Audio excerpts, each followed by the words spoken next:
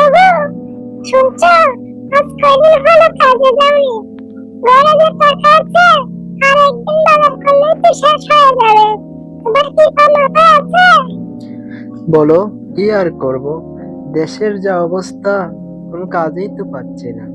আচ্ছা, তুমি কোনো চিন্তা করো না, দেখবে সব ঠিক হয়ে যাবে। এই রহিম, কেমন আছে ভাই দোস্ত আমার? ভালো আছিস তো?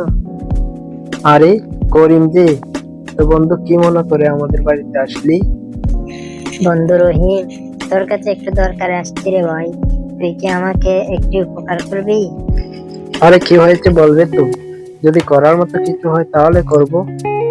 আরে দেখ ভাই, আগামীকাল আমার কিস্তি দেওয়ার তারিখ, আমার কাছে একটু টাকাও নাই। ভাই তুই কি আমাকে 500 টাকা ধার দিবি? আমি আগামীকাল যে কোনো ব্যবস্থা করে তোকে টাকাটা ফিরিয়ে দিব। আরে ভাই, তুই এসব কি বলছিস? আমি তোকে টাকা দিব? তুই তো জানিস আমার কোনো কাজ কাম নাই, আমি অনেক অভাবের দিন কাটাচ্ছি। আমি তোকে কিভাবে টাকা দিব? বন্ধু না বলা আমার, তুই না করিস না ভাই। আমি তো বলছি, আমি তোকে আগামীকাল বিকেল বেলা তোর টাকাটা ফিরিয়ে দেব। সকালবেলা আমার কিস্তি দিলেই হবে। আমি একটি লোকের কাছে টাকা পাই, তার কাছ থেকে টাকা এনে আমি তোর টাকাটা ফিরিয়ে দিব। আচ্ছা দাঁড়া, এত করে যখন বলছিস তাহলে নে। আমি আগামীকাল বাজার হাট করার জন্য 500 টাকা রেখেছিলাম, তুই আমাকে আগামীকাল টাকা দিয়ে দিস। কিন্তু একটি কথা শুনে রাখ, আগামীকাল টাকা না দিলে কিন্তু আমরা না খেয়ে থাকতে হবে। কি গো, ওনাকে যে টাকাটা দিয়ে দিয়েছো, আগামীকাল যদি উনি টাকাটা না দিতে পারে, তাহলে আমাদের কি হাল হবে? একবার কি ভেবে দেখেছো? না গো, তুমি চিন্তা করিও না, ও তো বলছে আগামীকাল বিকাল বেলা আমাদের টাকাটা ফিরিয়ে দিবে। হে ভাবি, তোমরা কোনো চিন্তা করিও না। আগামীকাল বিকাল বেলা দেখবে আমি ঠিক তোমাদের টাকাটা ফিরিয়ে দিয়ে দিব। যাক বাবা, ফিরিয়ে দিলে তো ভালোই হবে।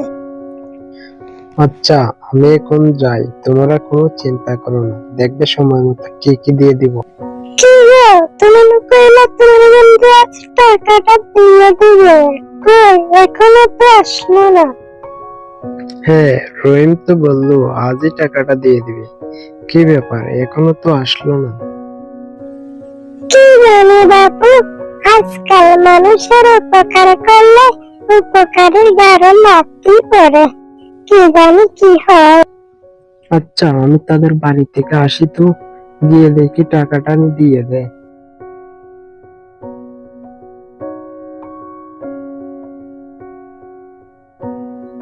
এ রে, যেখানে বাঘের ভয় সেখানেই রাত হয়।